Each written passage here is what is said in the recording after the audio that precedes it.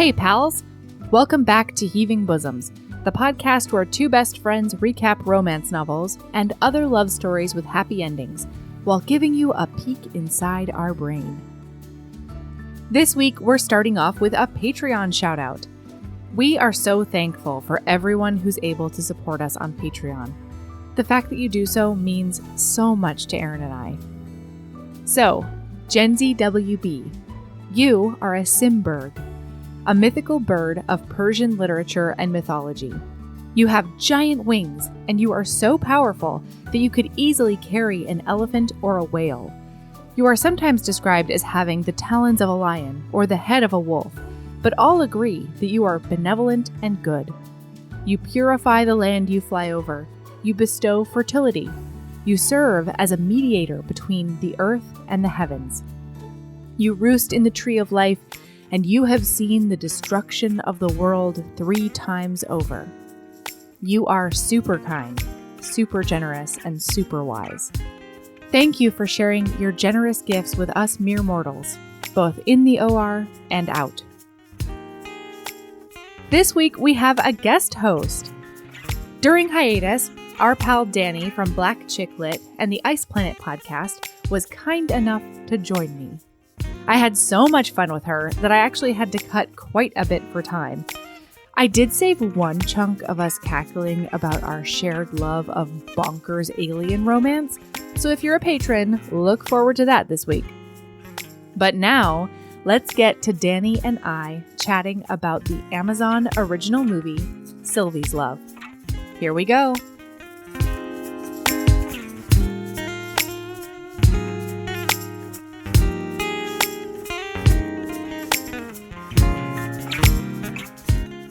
Hello! Hello! How are you, Dani? I'm doing well. It's a new year. It's a new president. Yeah, things are looking up, a little bit. Yeah, things aren't actively on fire anymore, so now we can, clean up. Yeah, I feel like we have the bandwidth now to really roll up our sleeves and get to work. Yeah. I just sort of wish there weren't so gosh darn many fires, at once. That's sort it's of like... And they're all kind of equally important, so it's really hard to figure out which one to put out first. Yep. So really, they're all just they're just so strong, those fires. Anyway, they really are. So, but smarter people than I can figure out how to tackle those. It's true. Yeah. Yeah. Well, I'm so happy that you're here. This is hello, listener. This is Dani from Black Chick Lit and Ice Planet podcast. Hello. I was waving like someone could see me. They cannot. So hello, listeners. Oh, I don't know if I haven't been on Heaving Bosoms, but no, not yet. Spoken before. Yeah. So yes. Yeah, we've done other things. We did Ice Planet Pod, and I think that's it so far. Yeah. Yeah. Yeah. So you did the fun alien sex books. Oh, I mean, you know how I love them. You know how they're just so dear to my heart and soul. So, yeah, I was super happy to do that one too. But you came here to talk about a movie. A really sweet romancy movie. Yeah. When I was watching it, a few things struck me. Mm-hmm. First, I was certain that with all the beats it was hitting, it was based on a romance novel. It's apparently not, but I was sure of it throughout. The other thing that struck me was that even though the stakes were high, even though I was super invested in the story, even though all of those things were true, it still felt so safe watching it. Mm-hmm. I was never worried that somebody was going to get axed for no reason or shot at or abused in some way. It was real nice. It was real nice to be in that space. Mm-hmm. Yes. Oh. Yes. We should probably say which movie we're talking about. Did I not? Oh, God. Here we go. Wow. It's been a day over here. Yes. Go ahead, Dani. What movie did you choose? We watched Sylvie's Love because everyone on Twitter was talking about it, and I was really late watching it. So this gave me a great excuse to watch it. Yeah. And it was so, going off what you said, it was very atmospheric. Wasn't it? Yes. Between the music and it felt very a period piece, and I guess it technically is, although it makes me feel really old because it's from the 60s. Yeah. But yeah, it's like my mom's era, but it felt like, the details felt really on point and it was really kind of chill. Yeah. And it just told the story between two people and it was very nice and lovely. Yeah, it was so lovely. Like, I really felt transported back. The scenery was perfect, pitch perfect the whole time. I swear a few of those cutscenes, I really felt like, and I didn't look this up, I should have, but while I was watching it, I was like, did they take real footage that was like filmed in the 60s for a few of those cutscenes, in between? Yeah. Because it just felt so authentic. Yeah, for me, it was the music, because it had like this cool jazz soundtrack, which is very important to the plot of the story. And then the clothes. I love the clothes were so on point. All of Sylvie's like outfits and her hair and her dresses. Oh my gosh. I loved it all. Gosh. My very first note, and I kid you not, in all caps, it says, first it says New York City, 1962, right? But that's not a note. That's just the setting. My very first note says, hello, blue dress and earrings. Because yes, and those opera-link gloves. Oh my gosh, because I wrote the clothes and then I put heart eyes. Like I drew a little mini heart eyes. For real. Because she's standing in it's not a vestibule. It's like the indoor outdoor part of a theater. And she's waiting for her friend, her cousin, Mona, we find out. Yes. She's waiting for her and she's obviously about to get stood up. Like it's real uncomfortable. He's like, you have like 30 more seconds probably. And she's like, oh, exactly. Yeah. And she goes out to the street to see if she can see Mona like down the block. And instead she looks at this tall drink of water of a man and she goes, Robert? Yes. And then they have a stare. Oh my gosh. And then it's like, isn't this where we go back 5 years earlier? Yeah. Yes. 5 years like, earlier. It'd be like, what, 1957? Yes. If I did my 1957. maths properly. I do have to note that, please correct me because I can't remember how his name is pronounced, but Regé-Jean Page? Is it Page? His last name? The Duke from Bridgerton. Yeah, the Duke from Bridgerton. Yes, he's in it. So the Duke from Bridgerton is in this, like Mr. Eyebrow himself. Although I've been pretty insufferable about that because everybody's been like, oh my God, the Duke. And every time all I think to myself is, I loved him in that bad courtroom drama. So I think I knew him before you. It's called We the People. I think it was like a one season awful, and I watched it for him and for, I think her name is Britt Robertson. I don't know. She had a really great best friend as well, but they gave the best friend roughly 0 things to do in the whole show. So it was really a waste.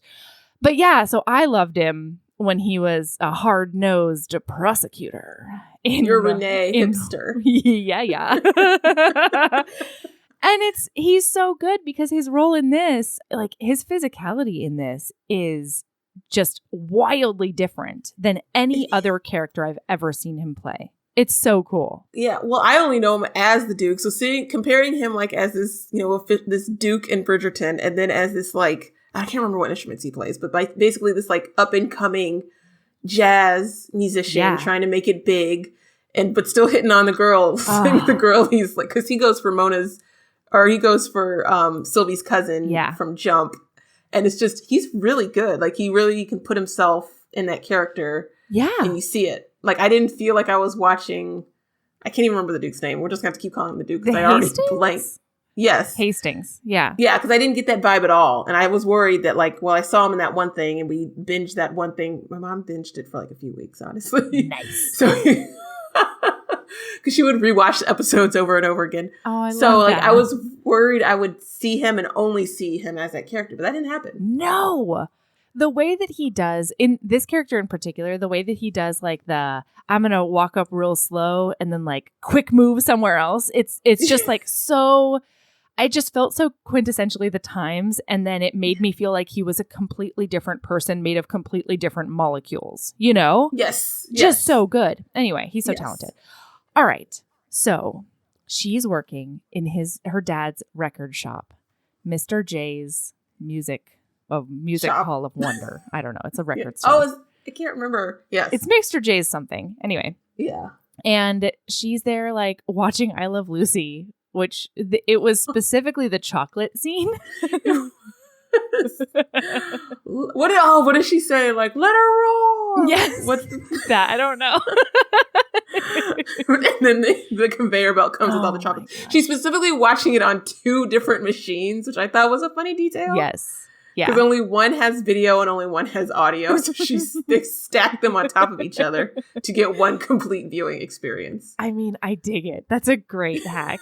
That's something I would definitely do. It's such a weird detail to have. Uh-huh. I want to, just to get sidetracked about the parents, we learned that the mother is this very, like, prim, proper, like, etiquette sort of teacher. Yeah. And so it seems just her and the dad, I want to see those 2 interact in a scene together. Right. Because they don't seem like they would really fit. He's picking up electronics off the corner of the street, like off the curb to repair. Yeah.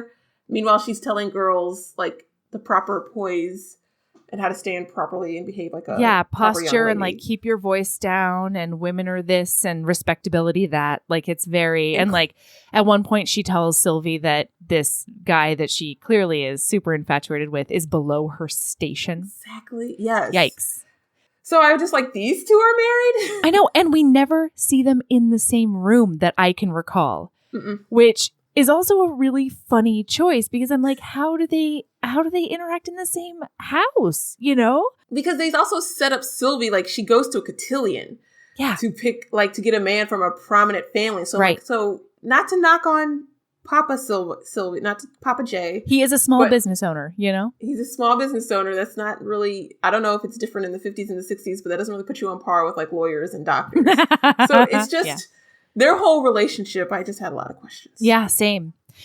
All right. So he's leaving a rehearsal or a gig or something. Mm-hmm. And he comes walking down the street. He's strutting along with the Duke of Hastings, whose name is Chico. I'll just call him Chico. Was that the Duke? Because I went back because the kid turns and runs to hit on another girl. And I thought it was him, but I couldn't be sure. Was that him? Yeah. Yeah. Same guy. Okay.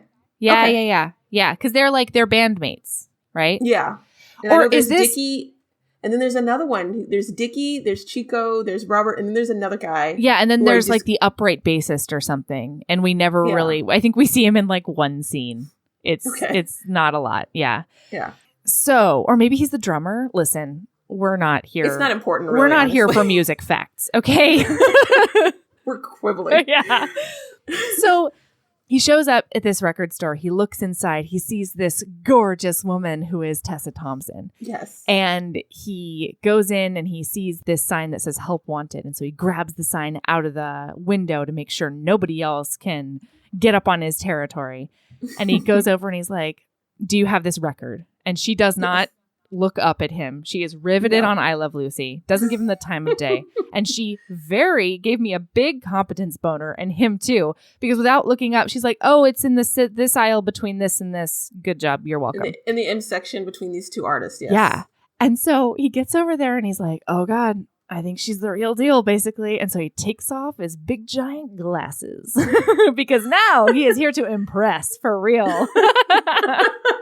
It's really cute. Question. Yeah. Do you think, because I went back and forth and then I saw some Twitter commentary and I don't know. Do you think that was like, this is the first time he saw her and it was love at first sight?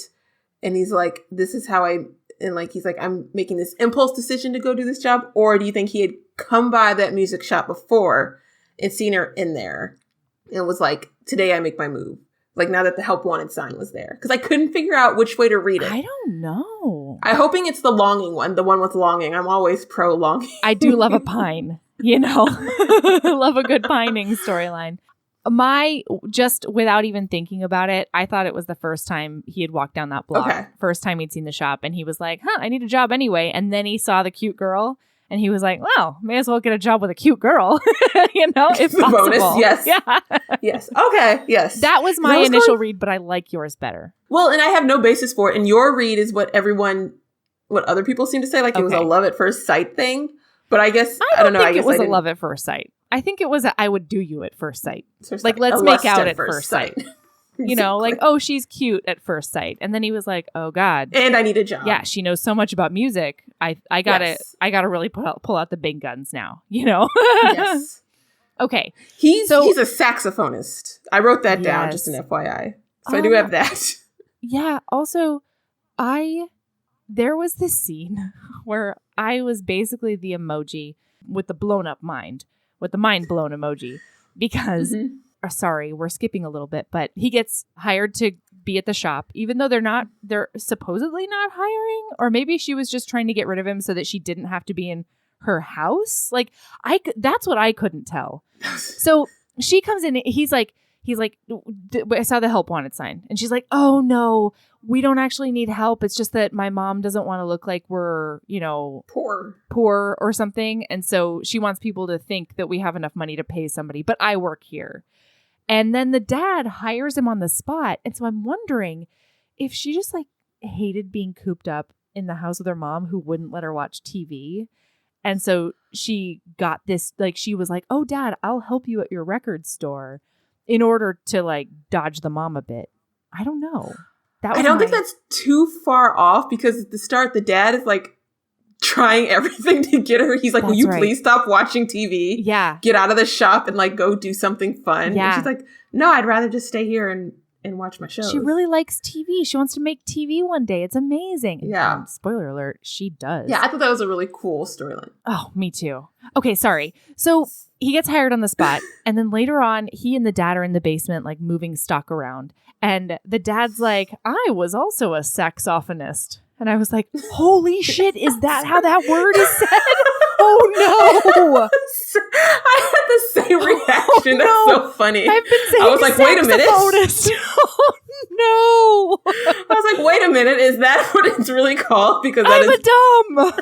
It's like when you learn what a flautist is. Oh, God. You're like, what?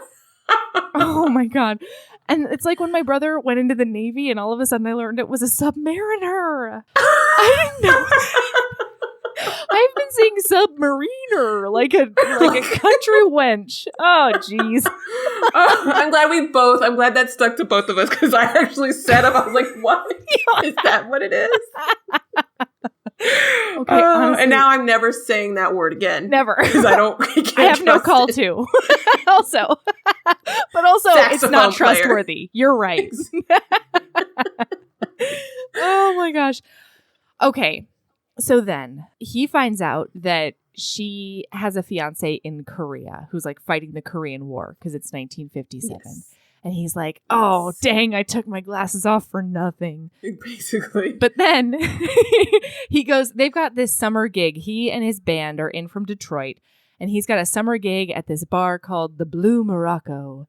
So they're doing their gig thing. It's super hot. He's doing a big, fingers all over the saxophone situation. He can really play. He can play. Man, it was a big talent boner. Yes.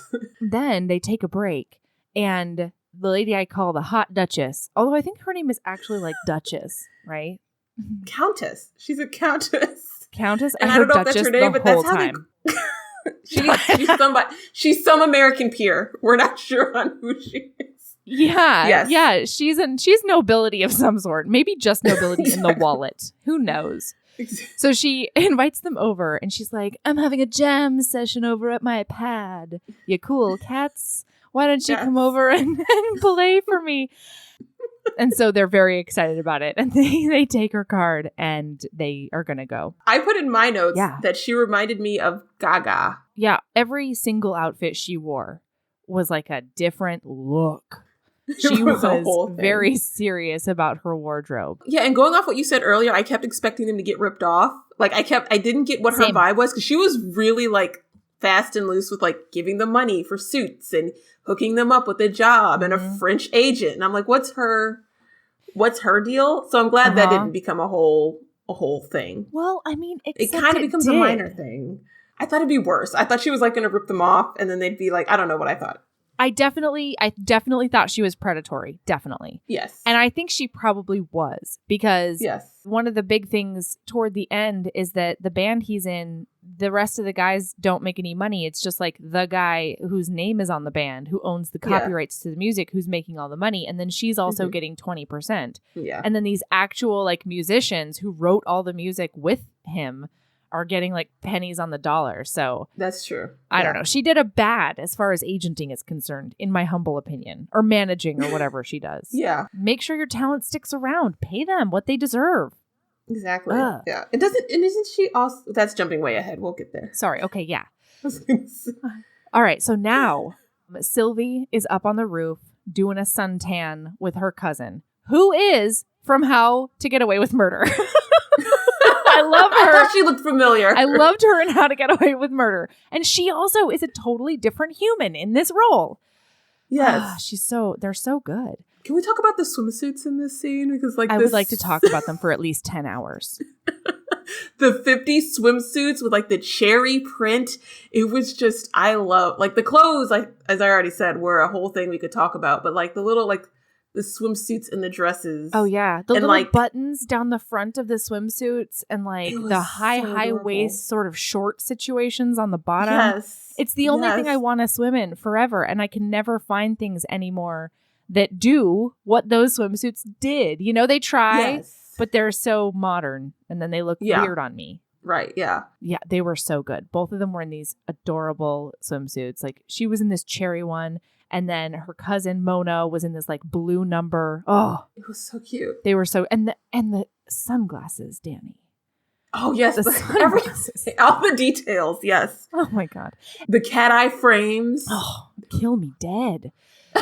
So, all right. So they're playing this game, which goes on throughout anytime Mona's around. And they're like, favorite song for this thing, or like favorite song for this weather or whatever. And they tell each other back and forth. And it's really, really cute. And I just love their relationship. Yes, they were really sweet. Sweet and supportive and like non-judgmental. Yes. I just... Because Sylvie's going to do some things. Well, and that could very much be... Mona's a bit of a girl after my own heart, you know?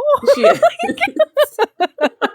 And Sylvie's just like, okay, leave with the Duke of Hastings. Go ahead. Good job. Get yours, girl. Get it. That's right. So now they have a scene with the hot Duchess. She's going to be their manager. She gives them money for suits. We were very worried she was going to be ultra predatory. Turns out she's only mildly predatory. Minorly. Yes, exactly. Yeah. And she gets them jobs in places they want. Mm-hmm. So then the next day at the record store, he's down in the basement and Sylvie does the most adorable little dance, the little cleaning dance around the record store to "See You Later, Alligator." After a while, crocodile. So I love how that becomes a thing throughout the whole movie. Like every time they say, yes. It's like, "See you later, alligator." Yes. And she's wearing, again on the clothes, just the cutest capris and this blue top and these flats. And it's so 50s. And I was like, I love it. And her short pixie cut. Oh. Yes. Okay. This does remind me of a question. How old is she supposed to be? I had the same question. She's clearly old enough to be engaged. I think she's but not 18. old enough, I guess. Okay. Because she didn't have a job. I mean, would she have it? I don't know. I don't know how it worked back then. Well, she didn't have a real job. She had what felt like sort of like a part-time job, but she didn't seem to be in school. She was engaged. How long was she engaged? I don't know. I had a lot of questions. Right. So two things threw me off. One was, when does a 1950s person in Harlem go to cotillion? Like, is it 16? Is it 18? When do you technically get presented to society, as she says? You know, because in England times, it was what, like 15, you know? Yeah. I don't think that's it, right? But I don't know why it wouldn't be 16 or 17. So maybe it's like 18. Maybe she spent like a year-ish dating and being engaged. So maybe she's 19 or 20. Okay, yeah. But she's a young. Yeah. Time in this movie was really fuzzy. Yeah. It starts off real concrete. Yeah. And then once it gets into the like last third of the movie, I have no idea how much time goes by. Like, well, even the half, like I didn't know how long, we're jumping ahead, but I didn't know how long, I guess 5 years. But after she met, I'm really jumping ahead, but there's a lot of incidents in between where I didn't know how much time was in between. I hear certain, like, meetings and steps. And so like how really long were they on tour? How long was, I don't know. Yeah. And they reconnect. Sorry, I keep interrupting you. No, please. I was just going to say, they reconnect over a period of years, and it's really fuzzy as to how much time is in between, like, each time they come back together. So you can kind of get details from, like, their hair and clothes. Right. And, like, I kept on trying to track how long her hair was, but then I remembered that not only were there, did she have her hair like up in a French twist all the time, but B, 60s and 70s, every woman used a ton of hair pieces, like extensions and, you know, all those sorts of things. So I have no idea. I have no idea, Dani. Yeah. The answer is I have zero idea. Oh, hey, HBs. I don't know if you've heard, but we have a Patreon.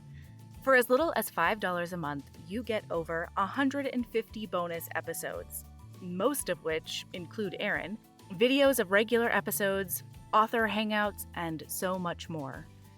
Do you want to hear Aaron and I recap every single episode of Crash Landing on You?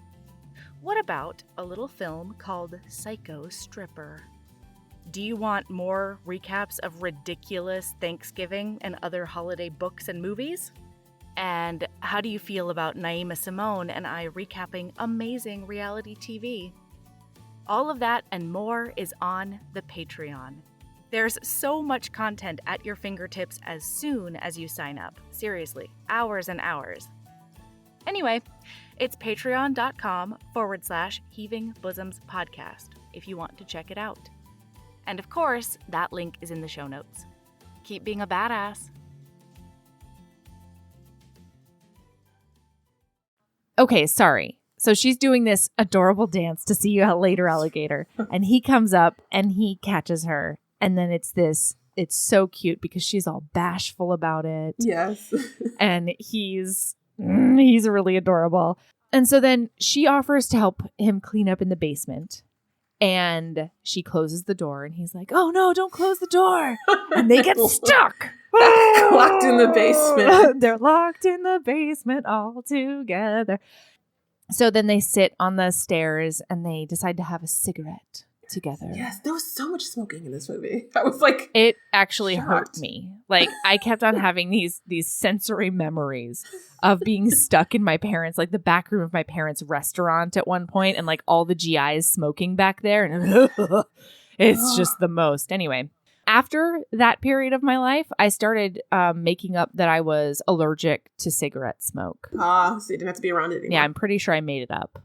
It was also just miserable. It made me... So, like, if allergies are the thing makes you miserable, I think it fits. You know? And a sensitivity at the very least. You say, Thank you. Yeah. There you Absolutely. So much smoking. But it's really cute because she says, oh, you've got a French light, which I've also never heard I wrote that down, too. I wrote that exactly. I've never heard of a French light. No idea what the fuck's going on. I wanted it to be defined. I guess it's... She does define it. She says it's when your cigarette is half lit, which I'm still not sure how that works. Like, how can half the cigarette be lit? It's you know, you got to be talented or very not talented, I guess. I'll let them have it because I did not. And she says that means you're going to fall in love soon. And then he says, well, yours is also a French light. And I said, you're just bad at lighting cigarettes, dude. But because he lit hers as well. But I'm going to give it to him. You know, they're both going to fall in love soon. It's adorable. I'm not throwing stones at it at all. So is French just now the adjective to describe things that are just half-assed done? Maybe. Like a French tuck is a French light. Which is funny because a French kiss is like the most you can. That's really, like you got to really commit to a French kiss. You can't half-ass that. It's just sloppy at that point. It's true. Okay, so then she does this really, I mean, she's just so competent. And she's like, I know a lot about music because you have to know a lot to be able to recommend things to people. And so she like basically reads his music tastes. And she's like, you will like this record. And then after this adorable conversation in which they talk about her fiance, they talk about, you know, his band, they talk about a lot of things. Then, is this also where they talk about, sorry, I didn't mean to interrupt, where he says he used to work at an auto plant and he's since learned that life is too short to do things you don't love, or am I getting ahead? That's on a roof somewhere later. But yes, there's a lot of that. I think he talks about Detroit at the very least, you know. Yeah. And then he does a big lean in and up to the point that Sylvie thought he was going in for the kiss, and I thought he was going in for the kiss, and everybody in the universe thought that he was going in for a kiss. But he grabs a bobby pin out of her pixie cut, which I I'm going to level with you. I didn't understand. You're not the only one. So he grabs this out of her pixie cut and then he jangles the door out. He jimmies the door. Jimmies? He unlocks the door with a bobby pin, everyone. Which he could have done the whole time, but he sat there and talked. Decided to chatty chat. Yes. And then while they're outside, he invites her to come to his show. Show? Yes, they're performing at the Blue Moroccan. Yeah. Mm-hmm. Come see he and his band perform. There we go. Yeah. Okay, so then she and Mona go to the Blue Morocco. And I'm back on the clothes again. Oh, please. The dresses. The Ramona's dresses specifically. Pink ensemble. I know, with that teeny tiny waist and that flare out for miles. The big petticoat gay dress. I loved it. Gosh. Yes, I hear you. I was also right there with you. I could have thoughts about every outfit. We might hear them all. I know. So then they sit down and he starts playing this romantical number. And she is almost overcome. Her eyes are brimming with tears in a way that only Tessa Thompson can do. And she's just so floored by his talent. And it's really gorgeous. So he comes down. Oh, wait. So then backstage, they find out that they could maybe have a gig in Paris. Petty. And they would leave in a month. A month? Mm-hmm. They would leave. Oh, my gosh. Yes. And he doesn't want to. It's very clear. He's like, who's this Duchess bitch? Why is she telling us what to do? And why is she getting in between me and Sylvie out there? You know? Paris can wait is basically what he's trying to say. Yes. He's very reluctant to trust this lady and to just hightail it out of there. Yeah. I had another off-topic comment. Please. Because I think she comes back up. This is the thing I need to explain. Extremely minor. So the Blue Moroccan has these dancers and they're like, when the show came on, they're like dressed in these like harem outfits and they have abs. I just want to Oh yeah. Like we get to see them like these are not just like they are. I thought I saw a six pack. Same. These ladies are like toned. Yeah. Now, are one of these is Connie among these dancers? Yes. Okay. She's the blonde. She looks familiar. Okay. So here's what happens while he's playing, like the end of his set ish. After she dabs her eyes a tiny bit, and she's like, "No, Mona, I'm totally fine. I'm not freaking out over this guy's absolute gorgeous talent." The dancers like go to strut off stage, and Connie and Robert make eye contact, and it's like a real flirty on Connie's half, and it's he holds her eye contact, and she's like, "Oh." You can see on her face because Tessa Thompson can face act anybody into the ground. Mm-hmm. I swear to God, she can say words with her eyes. It's bananas. It's really great. Yeah. And this role in particular, she does such a good job of telling you exactly what her character is thinking just with her eyes and like the way she sort of furtively looks around, because this character is a bit anxious, about basically everything. And she's also not allowed to talk, which we can get into more of her career. But like she has all these things she wants to do, but various people, her mother, her husband, society, she can't do them. Mm-hmm. So it's like she's a very restrained or repressed. That's the word. She's a very repressed character. Yeah. So and you really get that like in her mannerisms and how Tessa Thompson brings her. To the screen. Just gorgeous. So they go out and he's like, oh my gosh, Sylvie's here. I didn't even see her while I was being a badass on stage. Oh my gosh, I'm so glad I did. I just nailed that song. So they go over and they sit down and glad that wasn't the song I really sucked at. Right? So then the Duke of Hastings takes Mona away to go dancing and it's adorable. It was so cute because he's not subtle about it at all. He like basically elbows Robert's like entire left side to be like, introduce me. Oh yeah. And then he and Mona like get super, they're very cute. They're very cute. Their eagerness. Yeah. And they're both DTF and they both know it from the start. It's great. The communication like, hot, between these two is just stellar. Same page all the way. It's so good. I loved them. Me too. So they go off and dance, leaving our two protagonists at the table by themselves. Oh no, what will they do? I was really disappointed by this scene, but go ahead. Really? Man. It plays out great, but it sets you up in the end. It lies to you because I am a hoe for like the slow dance. Oh yeah, sure. And they tease you. They're like, oh, you're gonna get a nice, and then they get like cock blocked. The lady literally pulls a plug out the wall, and she's like, you don't got to go home, but you can't stay here. Yeah. So the manager of the place kicks them out.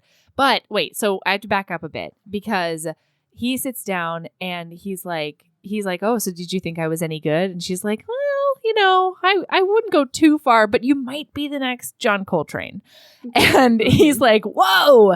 And then Connie the dancer, the asshole dancer, comes by and she's like, we're going to a bar next door. Why don't you come by after you're done babysitting? And then she like wows out the door. Which, like, I'm like, how much older are you than her, lady? Like, you can't be that much older than her. Yeah, I mean, she's a cool 25, I'd say. And back in those days, I guess that meant something. I don't know. Yeah. Okay, so then she asks if Connie is his girlfriend, and he says, no, we just work together. Sort of like we do, but she's not engaged. Mm-hmm. I was like, guys, stop being so bitter. It's unattractive.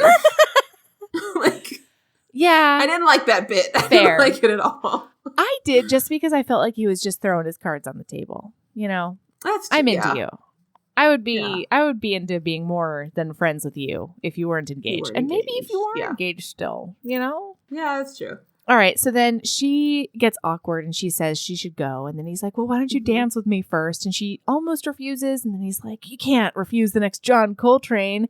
And so then, Dani, they do so that beautiful thing. So they go out to the dance floor. And the moment that like I actually gasped, Michael makes fun of me when I watch movies like this because he'll be in another room and he gets all of my reactions without context. And so I go, when he, because they're like gonna do a normal dance, and then he puts his hand at the middle of her back and just pulls her right into his chest, and I was into it, and so was she. Yes, they do all this, like his hands, because I think her back it's not bared, but he can put his hand on like the skin of like her arms or something. And he pulls her closer, and they do the finger lacing thing. They interlace fingers, Dani. It was so good, and they dance for approximately 30 seconds before management is like, no love here. Yeah. We do not like love. Get the fuck out. Oh, it's so mean. So Mona and the Duke of Hastings have already fucked off to bone in the bathroom or something. It's fantastic. So then he asks to walk her home. And on the way home, he asks her about TV because he's had that conversation with her dad about it being her passion. Mm-hmm. And then they start talking about their passions, and he starts talking about music, and he likes it because of the way it makes him feel. That's where the whole life is too short must have come up. Nope, that's still later. But yeah. Is it still? Why am I so much worse at this than you? No, it is also at night. It's at night, but it's on the rooftop. I'm going to stop guessing. No, you're fine. I watched it. I promise you I watched it. I believe you. Okay. So then they get to her door and he's like, where I come from, a date ends with a kiss. But I guess this wasn't really a date. And she's like, no, it wasn't. And she goes to go up the stairs and he goes to turn around. And then she goes, but I suppose it was sort of date-like, Yes. And then he bounds up the stairs like the most adorable Saint Bernard who's ever been enthusiastic. Oh my gosh. It was so cute. He was trying so hard all night to be smooth, Dani, and then he couldn't anymore. I loved it. It was really eager. It was really endearing. I loved it. And then they have like this little kiss. Uh-huh. And then she turns to leave, and then it becomes a bigger, not so. And then she turns back around and she's like, I need more. Yes.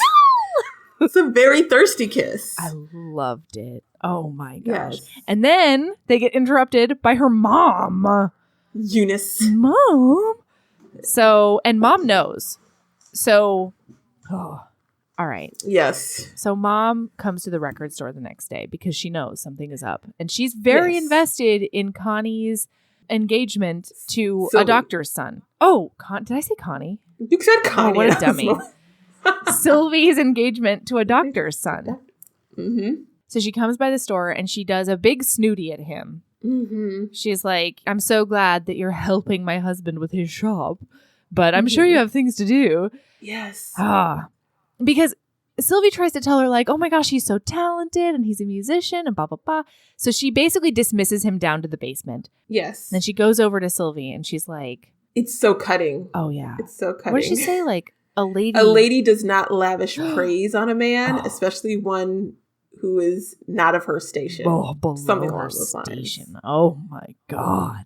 Yes. And again, what is your station? Yes, you're married to the guy who owns the shop, the musician work. He's like this close to being a musician himself. Yeah. How are you? I do not understand where her superiority complex comes from. And it was just really weird. Yeah, I wondered if it's because she's in that stage where she's like, I wanted this for myself. I fell in love and I, now I'm with your dad who I love, but also like isn't a doctor or a doctor's son. And so she wants better for her daughter maybe. And it's just very misguided and gross, but still. I mean, you're wondering, does she even love her dad? It's like you never see the two of them together. It's just, again, these two. I could write a Tumblr post on these two. Same. And so, and again, Tessa Thompson's face, you watch her go from really excited to completely cowed. And she's like, oh my gosh, I have made a big mistake. I got to fix this. So he comes up to invite her to a birthday party. And she says, she cuts him off and says it was a mistake and it can't happen again. Because she's engaged. Yes. Which, fine. That's a thing.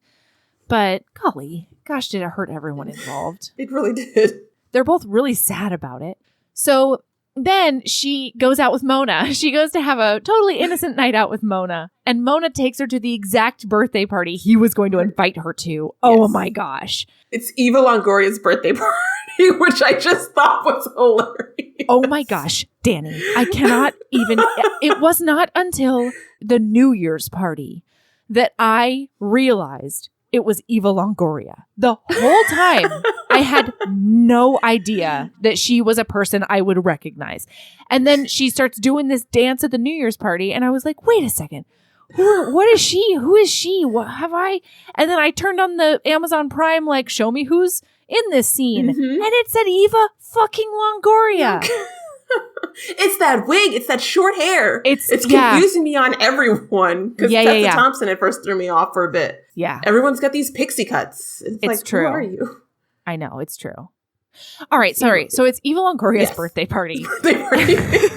Eva Longoria is a character named Carmen who is in a relationship with Dickie, a member of the band. The lead guy of the band. Even though he's not the most talented one, but I'm not bitter. Just the one anything. making money, I guess. Yeah. All right. So they sort of like ignore each other kind of. And then she finally goes up and she's like, so you're ignoring me now? And he's like, you're the one that said I was a mistake. And then Connie comes over and she's like, bow, bow, wow, wow. Do you want to dance? And so he goes to dance with her. And then Sylvie gets really upset and she storms off in the most proper way a proper lady can. Yes. And then he follows her out to the rain-wet street, Dani.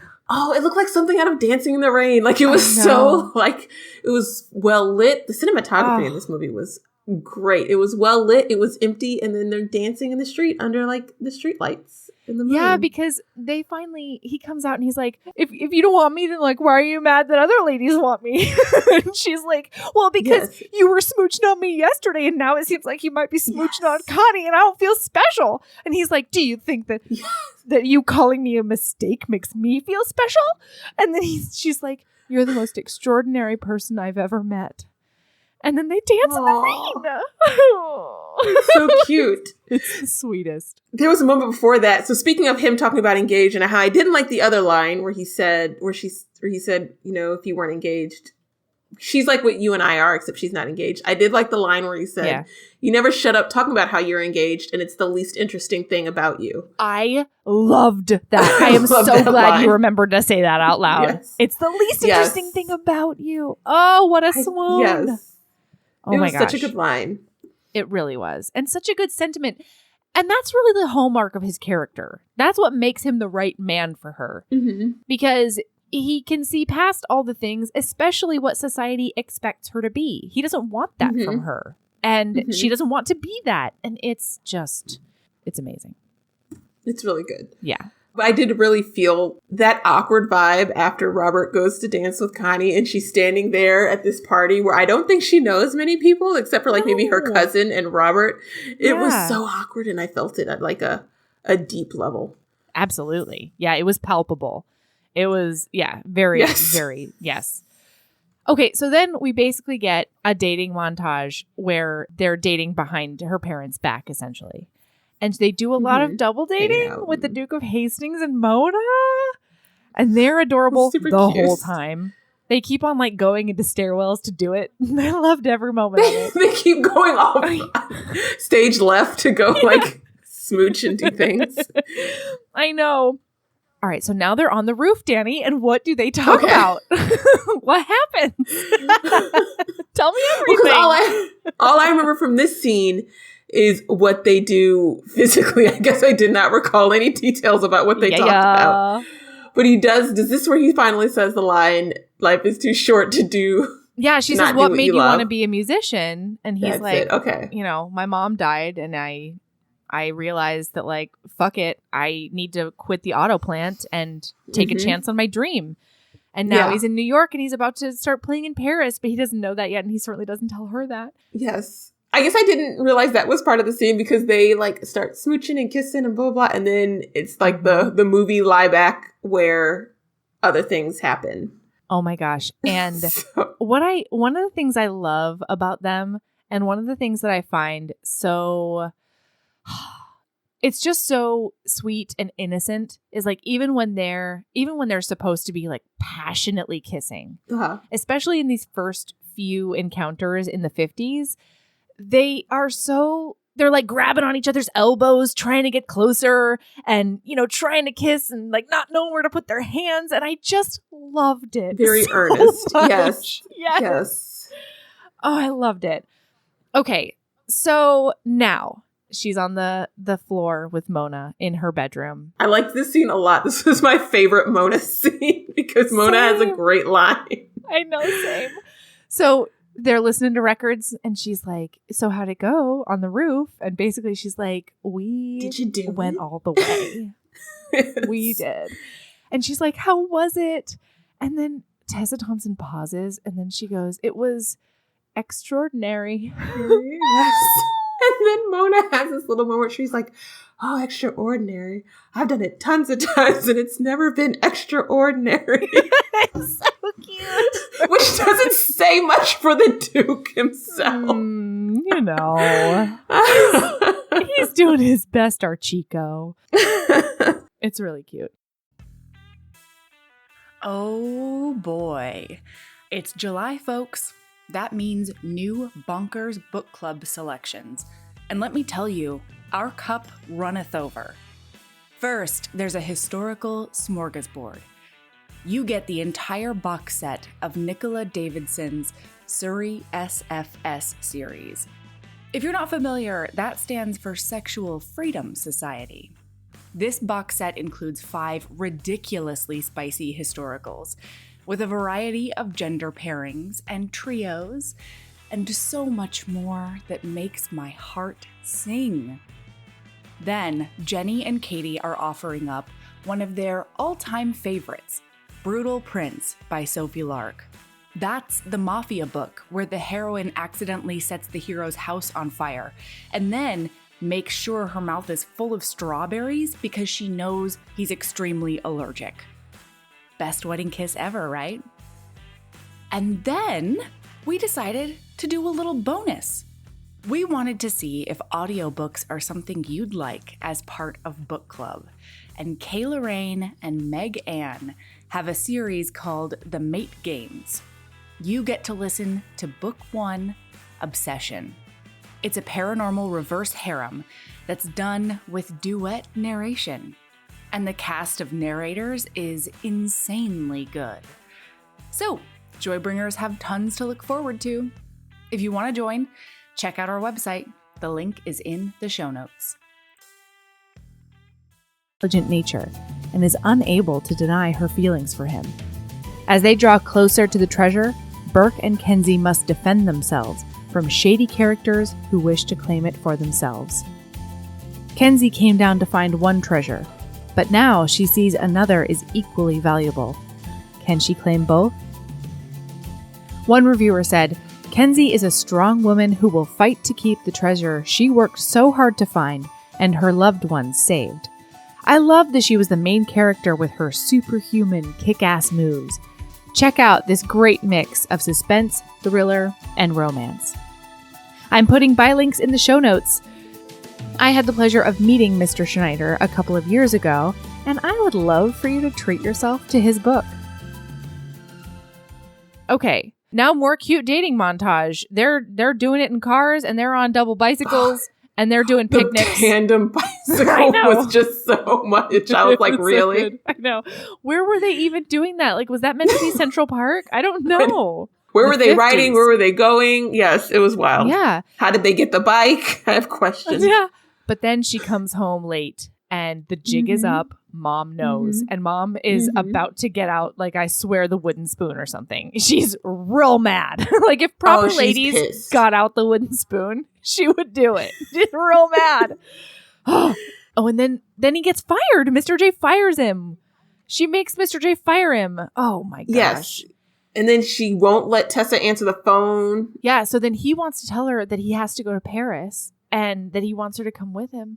But the mom won't hand over the phone and keeps hanging up on him. So he, oh my gosh, in one of the most romantical gestures I've ever seen on the screen, he shows up on her street with his saxophone, being a saxophonist. And boy, does he play you that said we didn't song. trust that word. That's right. You know what? I'm leaning in. I gotta just go full bore. Saxophonist. So then, so he plays the first song. The sexy saxophone. Yeah. And it's the romantic song that does things to her nether regions. So she comes down. He asks her to come with him. And he says, just think about it. And this is another hallmark of his character. He doesn't want to manipulate her into anything. He doesn't, try to pressure her into anything. He says, this is what I want. I want you. I want Paris. I think you do too. Think about it and let me know. Here's when I'm leaving. Like, okay. See you then. Yes. But then. Oh, then we get this classic TV trope. Nature strikes, everybody. Yes. They fit together so well that their sperms and eggs also fit together real good. And she's hugging the toilet. Oh, no. Oh, my gosh. Wait, I'm so sorry. One note that I just saw while he's saying, like, come to Paris with me. She's like, that's crazy. What if we don't even work out? Because I think it's been roughly 3 weeks, Yes. And he says that won't happen because the only thing that matters is us. And earlier in that scene where they were talking about following your dreams or whatever, she's like, how did you know that you love something that much? And he says, when it's the only thing that matters, maybe. And then he says, the only thing that matters is us. It's just right in your heart parts. Yes. It's super cute. But then, gosh, she's back at that toilet, or we're back with her at that toilet. And the cousin says... Mona walks up. Yes. Yeah. Mona walks up and she knows. Yeah. She's like, so I'm putting 2 and 5 together. And I think it might be 7 pregnancies. Like, I think you're real pregnant. And she's like, you gotta tell Robert. So then he's waiting because he's got to go to JFK or whatever airport was open at that time. The boys are pressing on the horn because they are ready to go. The plane is leaving in an hour, Dani. They gotta go. I know. Luckily, it's pre 9/11, so security was a lot less stringent. People were still wearing pearls and suits on planes. So planes, exactly. All right. So everybody's trying to leave, and she's like, "No, I can't. And he says that, and then they screech up. Mona drives her up, and she's like, and he says, "Oh my gosh, I'll go grab your suitcase." Yes. And then she stops him because there is no suitcase. It's just her. Yes. Because she's not going. And she says she couldn't not tell him goodbye.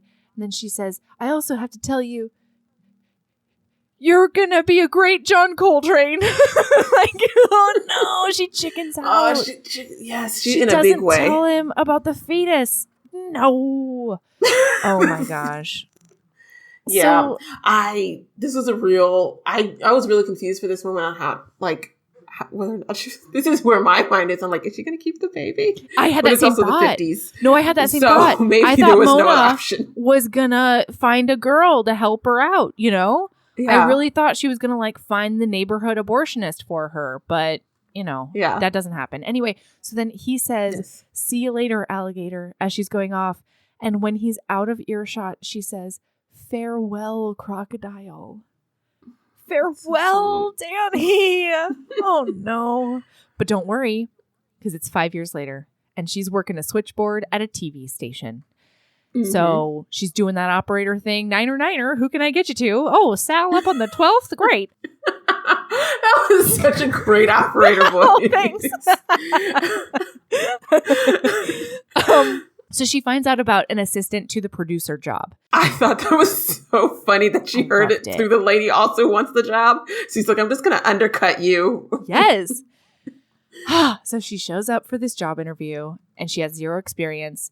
And the woman who's interviewing her is also a Black woman. Yes. So they, go back and forth. And then what's the impetus for her being like, I'm going to go?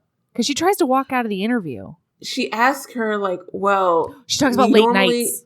Yeah, she says, like, we normally don't... She asks if she's married and she has any children. And so Sylvie answers yes to both. And she's like... Because it wasn't illegal back then. Right. And she asks, well, we typically don't hire that because this job has late nights and has a lot of hours and it can keep, people from home. Yeah. So this is when she gets mad. She's like, oh, that's basically just code for you're looking for some hot young thing that the producer can chase around the office at night. And so that's when the woman who is interviewing her says, I am the producer of the show and I am certainly not looking to chase you around my office late at night. And so then she sits back down and the producer says, so why should I hire you with zero experience?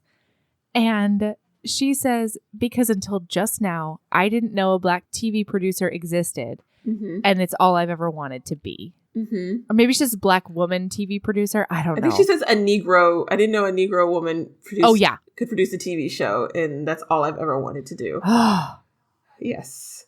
And this is where we really start hitting the isms. Like, one thing that was interesting about this movie, considering when it was made, like, they don't really run into a lot of things that would have been, I think, like, an issue at the time. They allude to it, especially with Mona later. Sure. Like, Mona's, like, at the Million Man March. And yes. I don't think that's what it's called, actually. The Million Man March happened in the 90s. She's at the first March on Washington. Yes.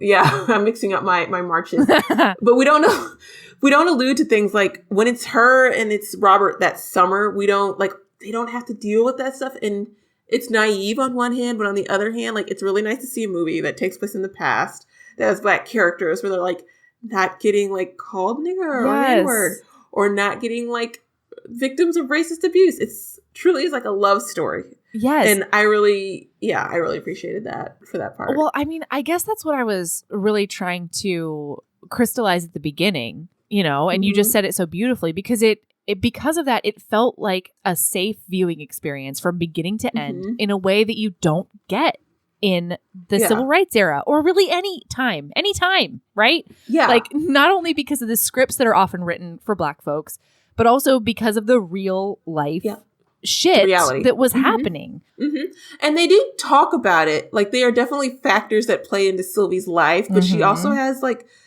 I don't know. I feel condescending to say that, but it's like the only thing that defines her life. Like, there are challenges she has to deal with, but they're not like destroying her life. She still has joy. She still has love. She still has other things, family and friendship. And it was nice to see. Yeah, it was really great. And I think it made a lot of the characters feel so much more well-rounded than often people are depicted on the screen, It was just, like you said, it was just so nice. Yes. It was so great.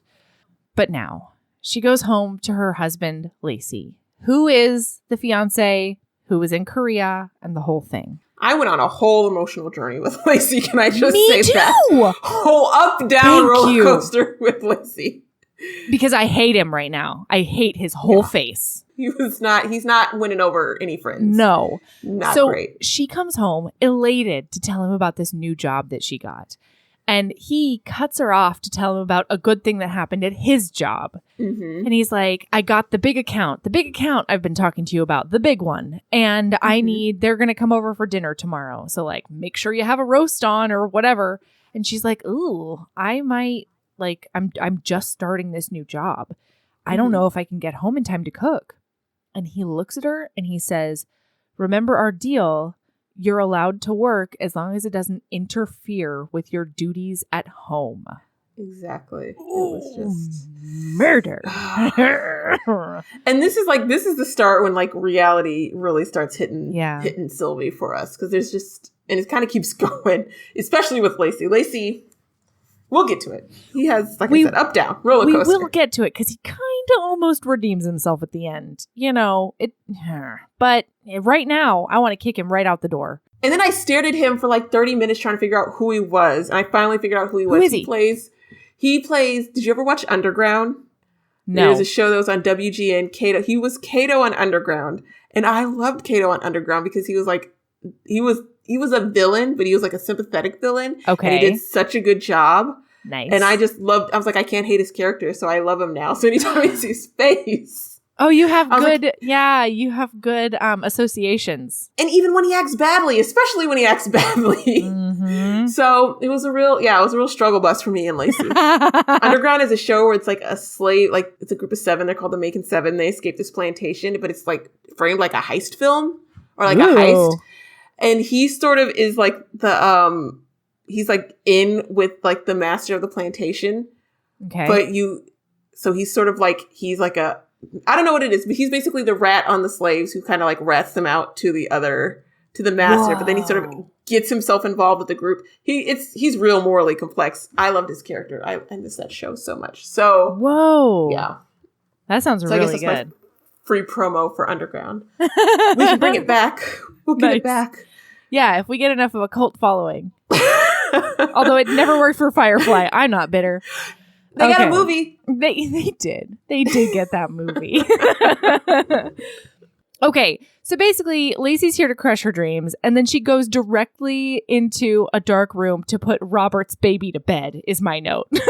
She's like 5, but like that is Robert's child. Yes, and this is really interesting because they don't tell us on the top how Lacey handled it.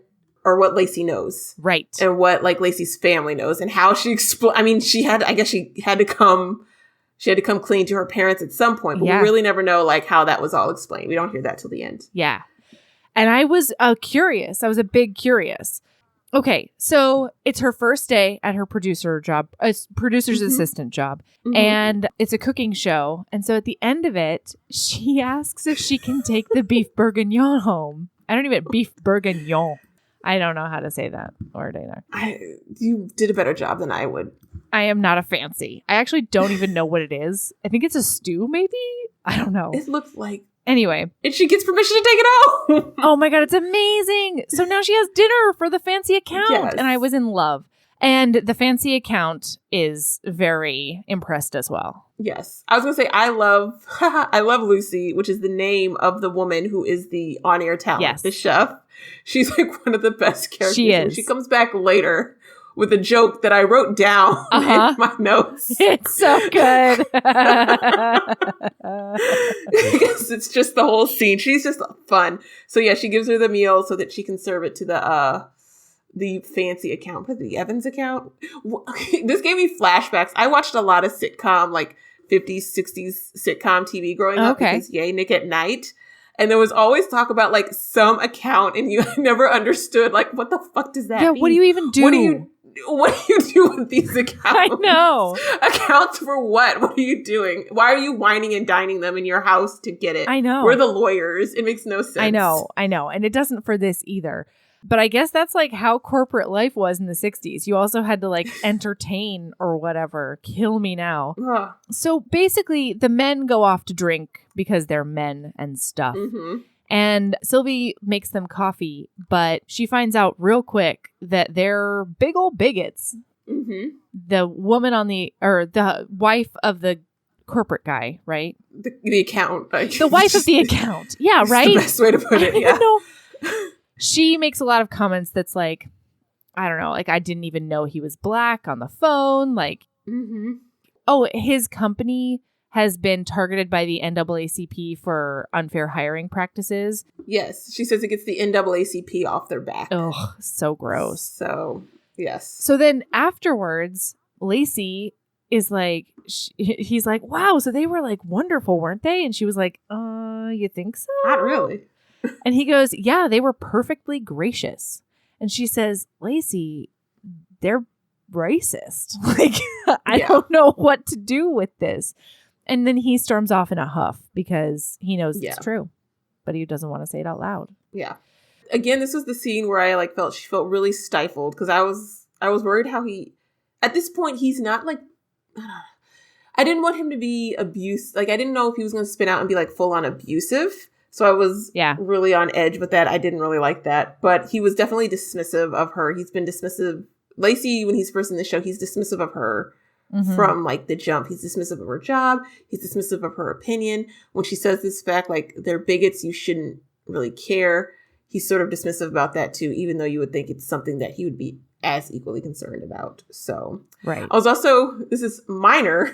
This is very minor. It's going to make me sound like an asshole. She's loading the dishwasher in the scene, and I was like, they had dishwashers in the 60s? So that was also, I didn't realize dishwashing technology was that old. So fantastic. But yeah, I just thought it was a really, the first few scenes with Lacey was just full of tension for me. And like, I think it's an interesting foil for Robert. Yeah. And how easily they got along. Yeah, absolutely. Jump. Yeah, because everything about her is just like tense and repressed, and you can tell there's 4 sentences just swirling around in her mind that she wants to let loose, but she can't. Oh, because she's trying to be perfect. She's trying to be the woman, what people expect of her. Yeah, she's trying to be the woman her mom wanted her to be. Yeah. And also the woman she wants to be. Oh, it's so much. Okay. Yes. So now, all of a sudden, we're back at the infamous theater meeting. And that blue dress. And those elbow-length gloves. Oh my gosh. So they're sitting in these box seats for a singer of some sort. She takes off her gloves and he sees the wedding ring on her finger. And he's like, oh, balls.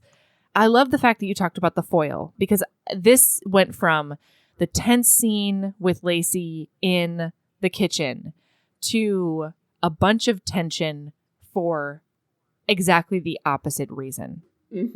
They're so floored that they've seen each other again. They can feel the energy that still exists between them. And it is just yummy. Oh my gosh. And so she's in a cab. She's leaving. She's like, can I give you a ride someplace? And he's like, no, I'm just around the corner. So she knows where he's staying. Yeah. And so later he's in his hotel room. I was momentarily confused because I thought somebody was in the room with him, but there wasn't, because I was like, wait, they're doing that in front of somebody? And so I was very confused. That would have been quite the twist. So I was like, wait a minute. Gonna lie. I thought he was bunking with like one of his bandmates, so I was very momentarily shocked for a bit. But there's a knock at his door, and he opens it up, and it's Sylvie standing there looking kind of nervous. But then she comes in, and they just start a kissing. She says a date ends with a kiss. Oh, that's right. She repeats the line. I forgot. Everything in this movie, like, there is not a single line that's wasted. Not a single utterance of this movie is wasted. Yes. Oh, so he pulls her into that room and they're all grabby elbows again, you know, like getting naked. So they go right to it. Oh, yeah. And you see her insane 50s or 60s underwear. It's just fabulous. Like the bodysuit that's under her dress for roughly no reason. Oh man. And it's like this montage sex scene. And then afterwards, he asks her to come on tour with him again. And she says she can't. And he says, oh, because of him? And she says, no, because of her. And she pulls out a picture of her daughter and shows it to him. Yes. And the look on her face. It messes him up. And so he says she's beautiful. And there's this like hesitation and this look on her face that he can't see because he's looking at the photo, but we see, and it just like hit me right in my breastbone. She goes, isn't she just? And it's like, oh, she wants to tell him so badly, but she doesn't think she can. Oh my gosh. So she chickens out. And he's really, I was focusing on like his emotions too, because you can sort of see him like kind of clench up, and he goes like, oh, bartender, another drink. And he gets out of bed and he goes to get another drink. And it's like there's a wall between them now. Well, yeah, because I think in his mind, he was like, there's a chance. You know, she showed up Yes. at my hotel room. There's a chance, Yeah. even if she's married, we can do this. And then the moment he found out that she had a daughter, he's like, That oh, changes things. she's never Yeah. going to leave her daughter. Like, that's never going to happen. But I do love that he doesn't do the math at this point. He does not do the math, which I I guess- found hilarious. To be fair, like, I guess if I you're know. not hanging around little kids, it's hard to age them. So he may not Yeah. have known, like, that That's kid true. could be 3 or 5. He has no idea. Honestly, a lot of times So- I don't even know, and I have them. So, you know. All right. So he sends her comps to his show. Yes. And this is the point where I started losing all track of time. Like, after they have this first, like, sleep together, I didn't know, like, okay, how long are they apart before he sends the comps to the tickets? Is this, like, the next night? I think it was the Is next it a few day. weeks later? Okay. Because they're It on was tour. just time from here on out. Right. Yeah. So they're Time from here on out was just really blurry for me. it's so hazy. Yeah. Because they're Mhm. recording an album and then they're going on tour.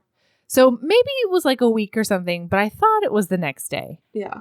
So the husband comes home, Lacey comes home because the big check for the big account cleared.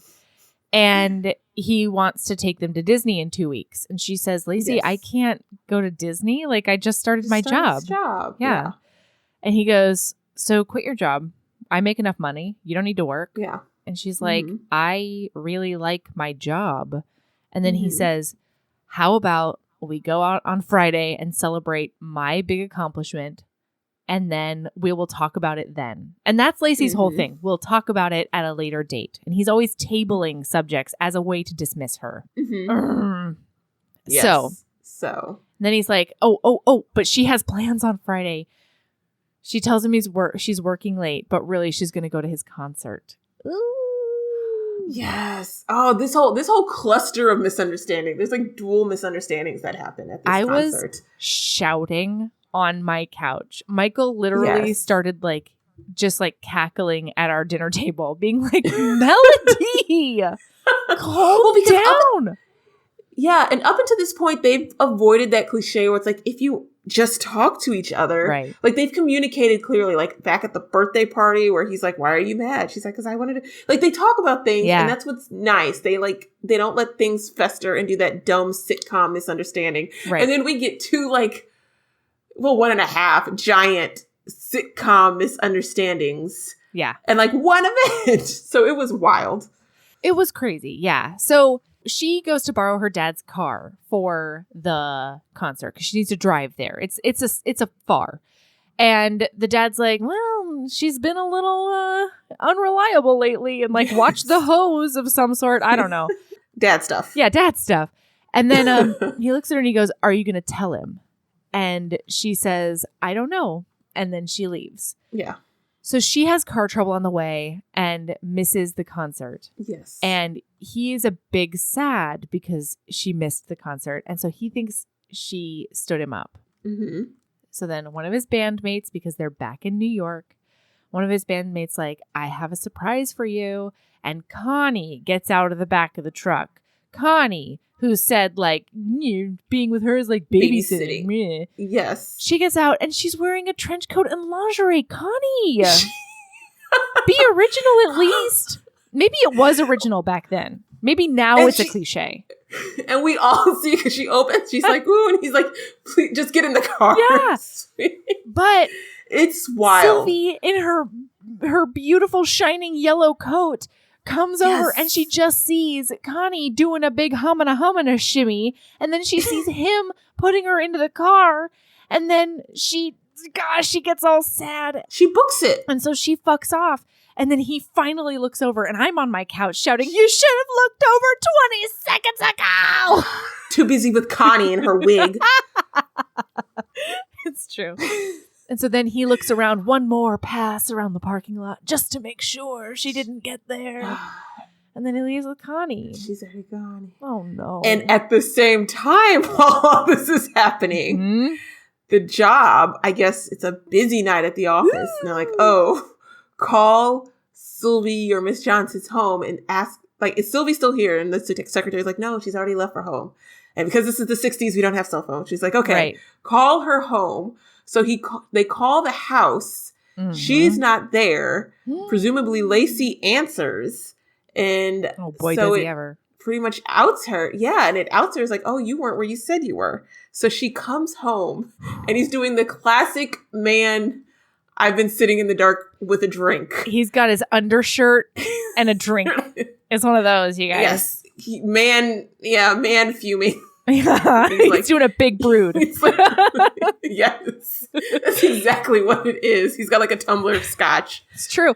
And as she walks in, he's like, your work called. Also, Yes. I know his band's playing. I heard it all over the radio. I know he's in town. Yes. Oh my gosh. And Tessa Thompson just silently goes over to him and sits down on the floor, like at his feet, and drapes herself over his knees and grabs his hand and just like looks up at him with her beautiful, shining Sad Tessa Thompson eyes, just brimming with tears a tiny bit. And he says, I could have picked any girl in Harlem and I chose. And she goes, I know you chose me. And that's all they say. That's all we get. That's all that happens in this scene. Oh, that was a scene. You were acting in that scene. Well, and I was on pins and needles because I was like, is Lacey going to go like full asshole? Is this when it happens? You know? Yeah. And thank goodness it didn't, because really, we find out later that Lacey is a good guy. He's just not her guy. Yeah. Their marriage doesn't seem to be so much like talk. It's just bitter, and they're not good. They're not the one. No. Well, I was about to say they're not what each other wants, but I think on his end, he did want her, and he kind of knew he was. We're getting ahead of ourselves. Sorry, we're getting ahead of ourselves. Sorry. That was a real moment for me, and it like gutted. I was like, Me oh, too. That was such a line. Me too. Okay, but we have to get there, so we'll go. Yes. All right. So all of a sudden, it's New Year's. Happy New Year! Oh, I loved this scene. Glug, glug, glug, champagne. That's my champagne noise. Glug, glug, glug. In other I love news, this that's scene. also my daughter's noise for a fish. We say, what does a fish Glug, say? glug, And she goes, glub, glub. It's so dumb. That's adorable. It's the champagne. Kids are so dumb.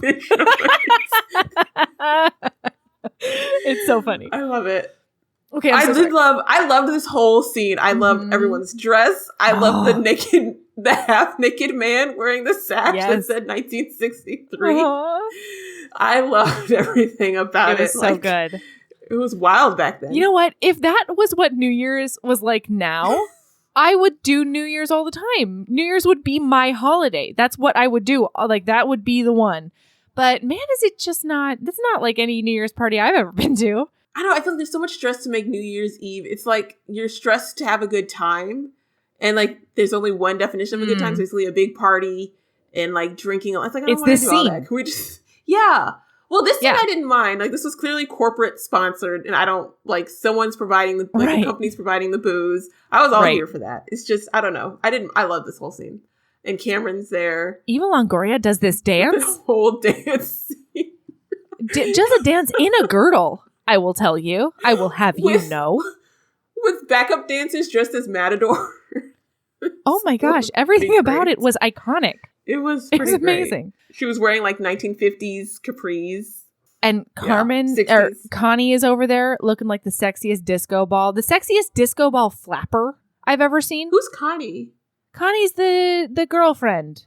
The blonde. The black girl with the blonde. That's right. The girl with the wig. The Hamana lady. The I dancer, blanked for 5. I thought you were talking about Sylvie again. I didn't know Connie was at this party. Connie was on his arm. They were dates. They did a big reconnect because he thought he got stood up by Sylvie. Yes. Okay. So now we find out that Dickie makes a metric fuck ton more money than he does. We find out that Dickie is cheating on Eva Longoria with the hot duchess or the countess or whoever she is. Yes, Dickie is dicking around. Then he gets a call.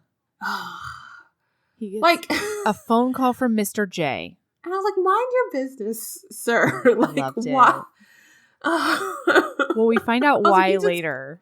Yeah, we do. But I was still like, he's starting shit. Why are you starting shit? He knew. Mr. J's perfect in every way. But I hear you. I hear your concerns. I get it. We will not besmirch Mr. J. That's right. And Mr. J tells Robert, all about Michelle and that he's the dad and that it's been a whole thing the whole time. Okay, so then she's at her own New Year's party. And yes, that's the one I was thinking of. Yes, sorry. And so we find out that her boss is quitting because she's getting married. And she's like, oh, man, well, I guess I'm gone now because the new producer is going to want to bring in his or her own assistant. And then we find out that the producer made sure that she was next in line. She did a big recommend and a big lady love. Yes, it's Sylvie's the new producer. And there's this moment. Yeah, there's this moment where she's like, where's my husband? And she's like, oh, I think he fell asleep in the office. And she goes and he's asleep in this big corner office that's going to be hers. And it's got this great view of like New York. And she like, it was such a moment for her. And I was really proud of her. It's got this big mahogany desk. And boy, does she sexily put her feet up on that big mahogany desk. Like the boss she is. Oh, it was such a satisfying moment. It really was. Yeah. It was a big inspire. I also thought that she was going to walk in on Lacey cheating on her. Me too. Especially after the Dickie incident. I don't know why I can't give this guy a break, but no, he's just asleep on the couch. You know what it is? I think it's because we're both used to really, really bad things happening to anybody in movies. Yeah. You know? Like, something's got to go wrong. Somebody has to be a complete piece of shit. Not in this movie, though. It's so great. Yes. Okay, so now, New Year's Day, they head home. They finally get home. And his parents are at the house. And they tell her that her father had a heart attack at the party he was at that they had been at earlier in the night. And he died. Man, it's so sad. And so then there's a wake. Yeah. So then Lacey starts looking for her. And he comes into the dad's office. And she's like furiously making notes about the show she's going to be producing. And he says, everybody's out there waiting for us. Like we need to be out there with our guests and like being gracious hosts or whatever. You need to be a hostess, essentially. The TV station will understand it's your dad's funeral and all that shit. Right. Yeah. And she's like, first of all, no, they won't. That's not how this industry works. And second of all, this has woken me up and there's no time to waste on doing things that you don't absolutely love. And then he's like, where does that leave me? And she says, sit down. Oh, boy. She does. It gets really hard. And she says, you married me even though I was pregnant. And that was a noble thing to do. So I've tried to be the woman you want me to be. But it's exhausting. And I just can't anymore. And then... Oh, and when he comes back with... It's just so... This is where he really pulled it. He goes like, I didn't marry you because it was noble. I married you because I loved you. And I didn't want you to be the woman of my dreams. I wanted to be the man of yours. But that position has already been filled, he says. And he's doing it with like tears going down his cheeks. I'm telling you, a roller coaster. I know. A whole up and down with Lacey. And that's the thing. He's a good man. He just needed a more traditional woman. Right? Yes. Like, they're just not He's each a product other's of how people. he was raised. Yeah. And that's, not terrible. It's just it's not an environment that Sylvie particularly can thrive in, you know? Yeah. It's so sad. So heartbreak is my note. Heartbreak, exclamation point. Yes, I really fell for him. Me too. So I almost wanted their marriage to work out, and then I forgot why it was here. Keep your priorities straight, Dani. I will have none of this. All right. So now things are tense with the band because Dickie makes all the monies and he's being a dick. And then they're shooting pool and Chico, the Duke of Hastings, tells Bobby, because they're in Atlanta now. They're on tour. And Mona is also in Atlanta doing community organizer things for the civil rights movement. And Mona tells Chico that Sylvie and her husband have split up for good. And so he basically wastes no time. He has one conversation with a guy who works at Motown Records. And he's like, yeah, let me know if you're ever in town. It's just Motown. And then we see him get in a car with a map. And then he gets out in New York. And I really think that's how he did it. I think he was like, Bladder, fuck off. It's time for me to get to Sylvie. How many hours does it take to drive from Atlanta to New York? I mean, a lot. And this is a 60s car. It was at least a day. That's a day drive. Yeah, because their average miles per hour was like 55 maybe?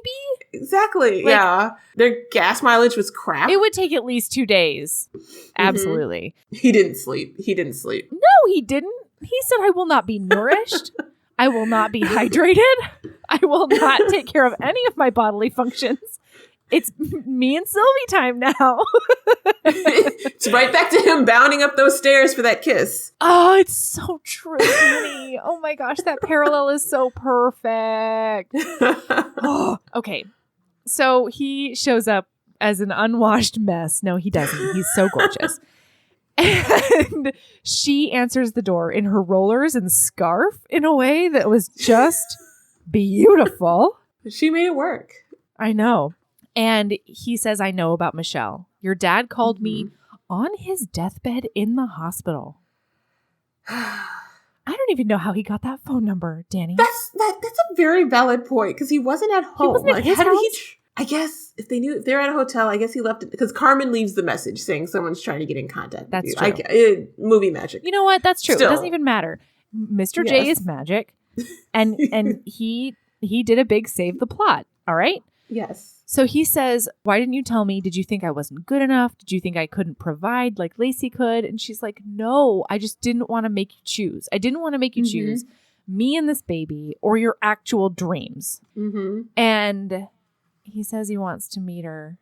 And she says that she wants him to. Aww. And then they play on the swings the next day. They do. It's very cute. I like how she tells the little girl to stop swinging and to properly introduce herself. She was very much her mother. I know. In that moment. Eunice's upbringing was there. It's so true. Okay, so then he's like, wow, they go to this Chinese restaurant and they have dinner and they're a full-on couple, everybody. It's on. Like their future together is on. And he says he just wants to take care of her and Michelle. And then he can't use chopsticks, which I found so endearing. And then they dance in the Chinese restaurant. They dance again. They get their dance. Yes. Oh, Dani. It was very sweet. The whole mood of this movie was just very I just loved how chill it was and how soothing. Yes. It was very, even when they had their little minor breakups, it was still I don't know. I just really enjoyed the atmosphere. Sorry. Yeah, that was just a I chance felt for me. safe the whole time. I knew everybody was going to be taken care of and they were going to take care of me. And it was nice. Yes, it was. Yeah, there were no shenanigans on the horizon. And I liked that about this movie. Yeah. Okay, so now Robert tries to get a meeting, he tries to get a solo career going. And they tell him Jazz is dead and to go fuck himself. And I was like, Jazz will never die, first of all. But then I was also like, you can't give your brother a chance to write you a pop song. Those skills can't transfer over at all. You can't introduce him to baby Stevie Wonder and have him doing some backup saxophone. Nothing. Thank you. Nothing. It was ridiculous. It was bonkers, especially since he's the next John Coltrane. I don't understand. Everybody says he's so fucking talented. Miles Davis wanted to meet him earlier in the movie. Everybody knows that he's this savant of the saxophone. And yet, just leaving him behind.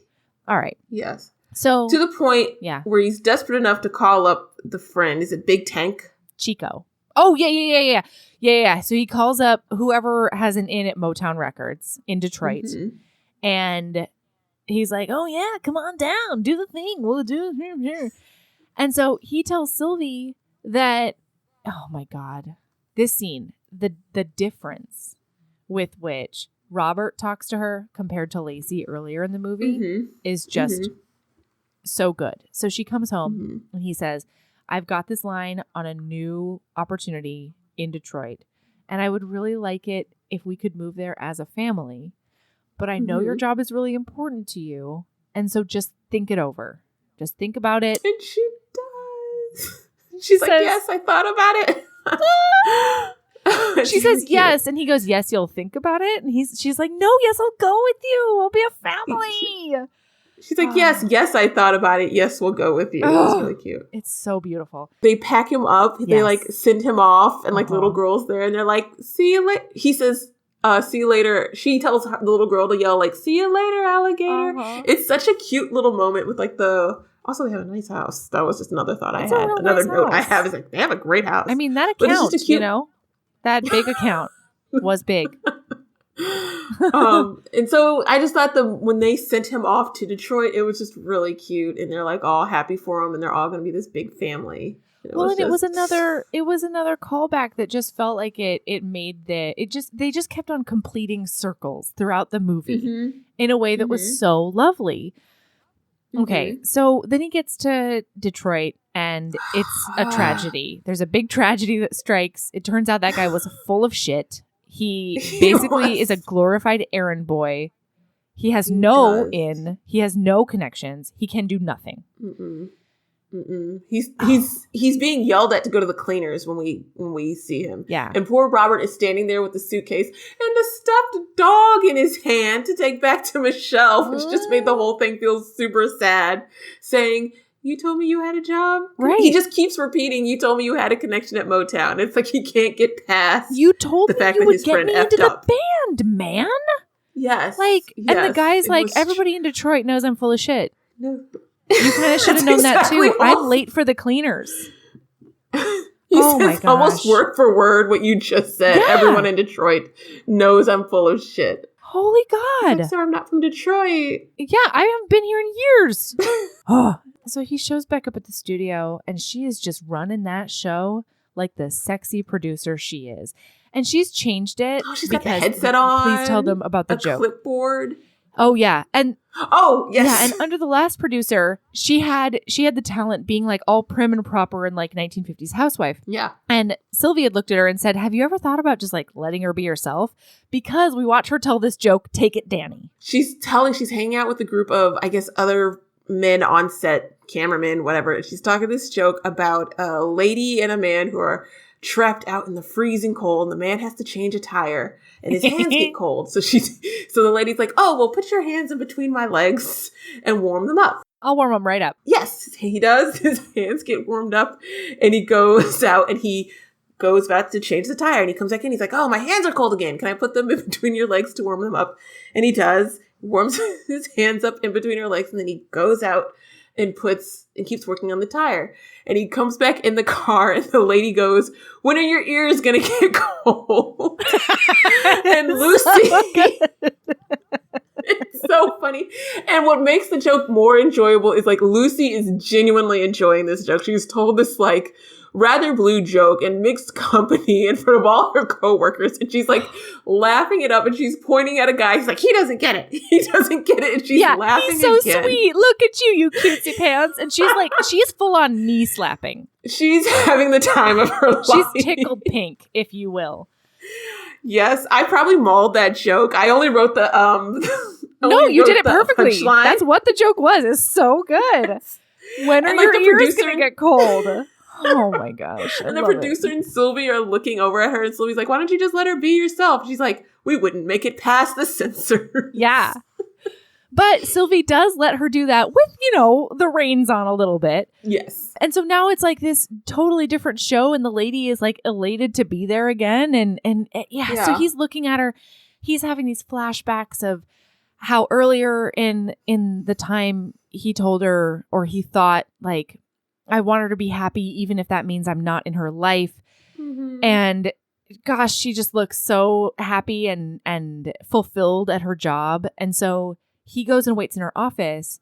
And then he says, I have to go to Detroit, and I don't want you to come with me. Yes. And she's obviously floored because she's already lined up a producer's job in Detroit. Like she's talking about schools. Yeah. Looking at schools, doing the whole thing. Yeah. And he says, I don't want you to come.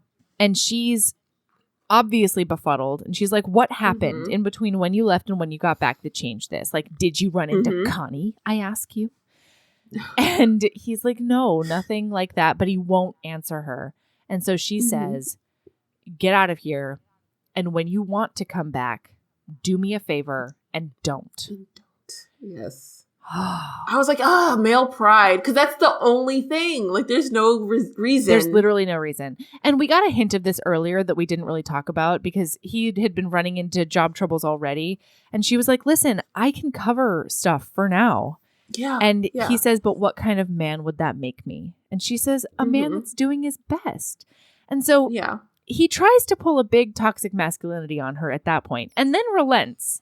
And now he just can't do it. He can't do it. His pride. So he leaves.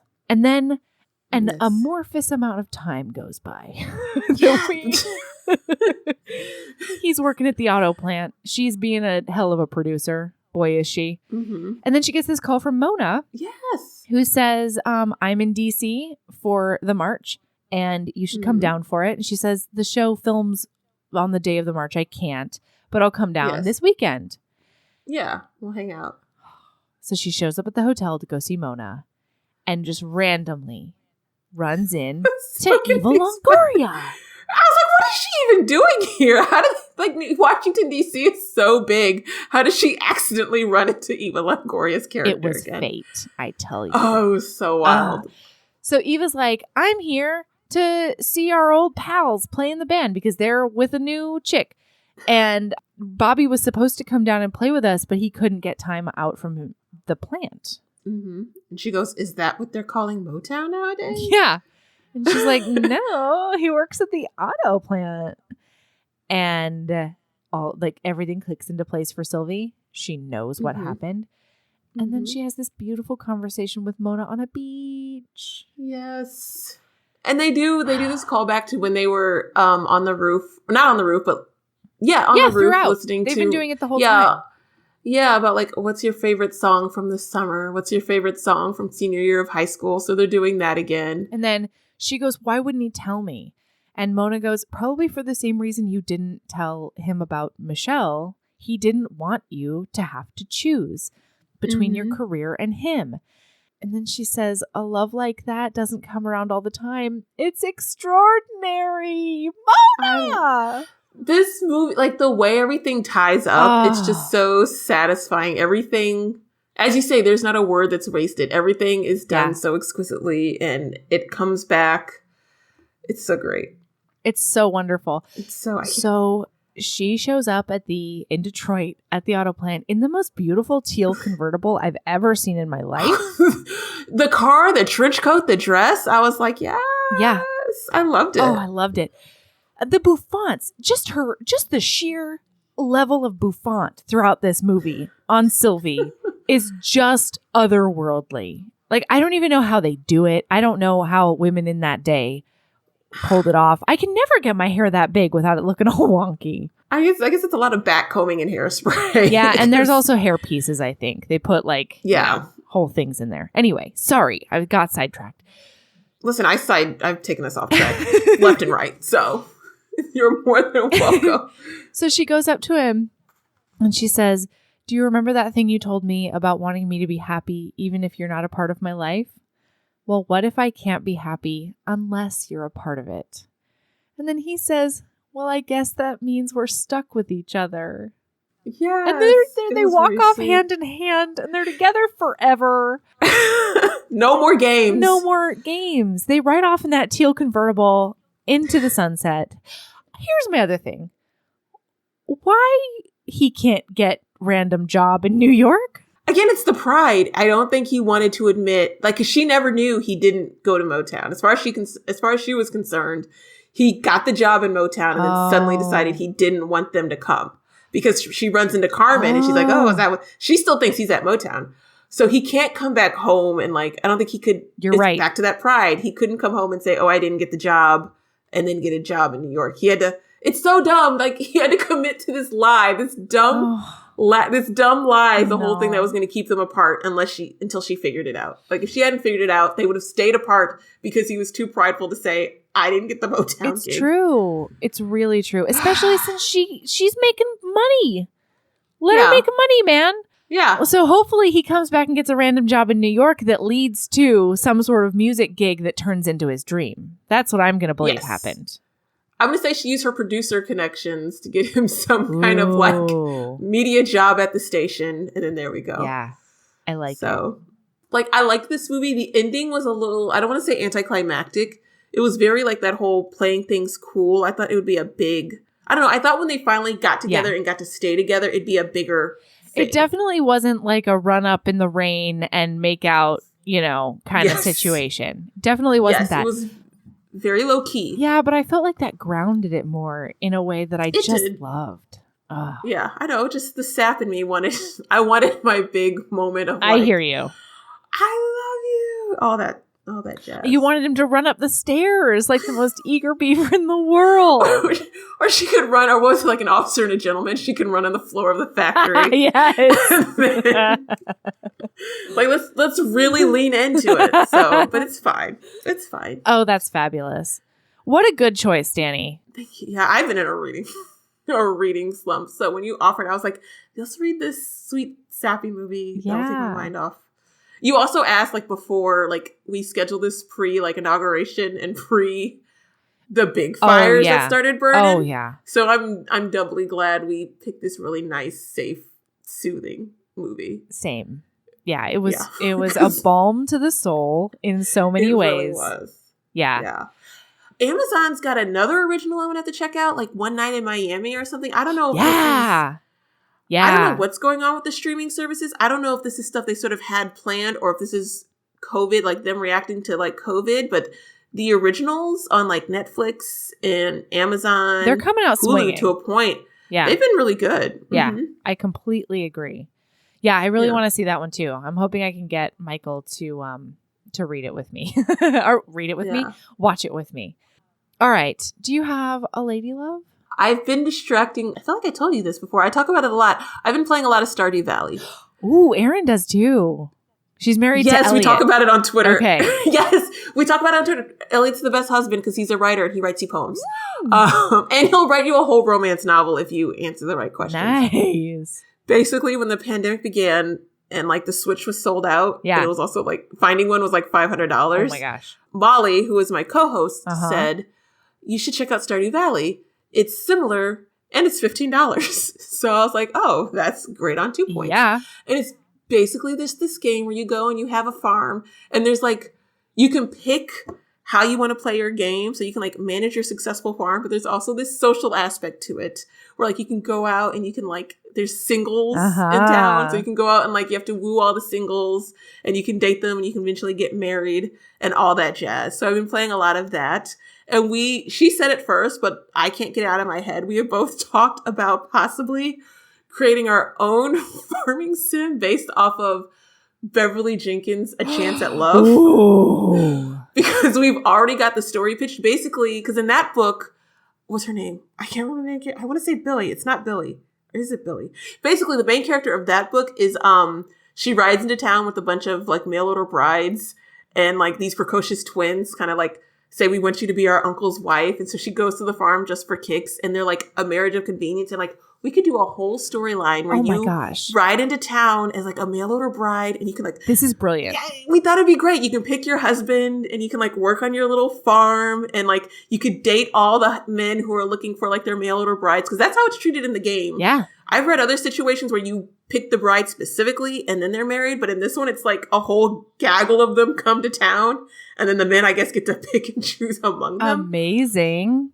So I've been doing a lot of Stardew Valley and pitching the game I would create if I could figure out how to code. She's given me some tools. Nice. Molly has she's like, yeah, here, investigate this stuff. So that's what I've been doing, playing a lot of Stardew Valley. Amazing. I feel like if you've listened to me on any other podcast, you've already heard me talk about it. But it's literally the only thing that's kept me sane lately. Yeah. Erin is the same. Like on hiatus, I'm doing all the reading I possibly can. And she's like, man, I have been just blissfully hanging out with Elliot. Like it's so good. She's been doing a lot of Stardew Valley as well. It's really good. Yes, and we talk about how much we hate Sebastian because Sebastian he's another bachelor who lives. Yeah. Yes, he lives in his parents' basement and he complains about how his stepdad doesn't love him.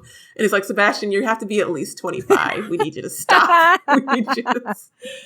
We need you to grow up. Yeah, seriously. So it's a really good game. I'd recommend it. Wonderful. All right, I have a recommendation for podcast. Okay. Everybody listen to the sound of my voice right now. Listen to the words I'm about to say. you need to go and download In Strange Woods. In Strange Woods. Okay. Yes. So here's my pitch. It's basically Serial or another really, really good true crime investigative journalist podcast meets Broadway. So it's a fictional musical podcast that's done exactly like a true crime sort of documentary podcast or investigative podcast. And it is so brilliant. And there's this one song that comes up about halfway through episode 2 that I've heard. It doesn't happen to everyone, right? It hit me like right in my soul. And so I was on a walk by myself in the park. It was like some really, really valuable me time. Mm-hmm. And I'm listening to In Strange Woods, and all of a sudden this one song comes on, and I literally just started bawling in the park. Oh no. Like, I thought you were going to say dancing. Full on tears down my face. Like, it was such a wonderful emotional release. And it's like in a sad but really like inspirational kind of way, because the whole premise of the fictional world is that this kid goes out partying with his friends in the woods, and he's drunk and he gets lost in the middle of the night and he ends up freezing to death. And so like, it's like they talk about the search, trying to find his him, and then of course trying to find his body later. And then but then the real part of the story is that his little sister, Peregrine, becomes completely obsessed with wanting to be self-sufficient enough in the woods to survive. She basically becomes a tiny survivalist. And then she gets all of her friends into being a survivalist. And then they're supposed to do this like final exam kind of thing where they go out into the woods and like find their way home. And it is so gorgeous. And the music is incredible. Everybody needs to go listen to it immediately. It's perfect. Okay. That sounds really good. I got to listen to that. It's super good. Yeah. All right, cool. So, yeah. Danny, where can we find you? Tell us. I am currently, so my active podcast, I am currently on Black Chick Lit, where we talk about books that are by and for Black women. Yeah. We just recorded. I don't know if it's up yet, and I don't know if it'll be up by the time this podcast is up. But it will be just recorded. Yay!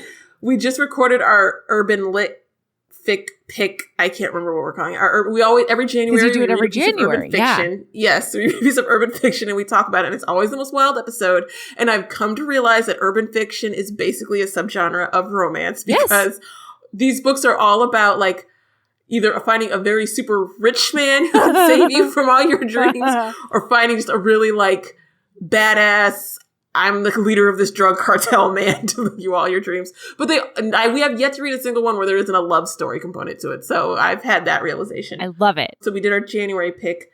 And I also recently wrapped up the first batch of episodes for the Ice Planet podcast, which Melody was on, and as was Aaron. And we did the first book through Barbarian Seduction of the Ice Planet Barbarian series. And we read them and we talk about them. And I am thinking I'm highly, Are you? probably going to do Yeah. Ice Home.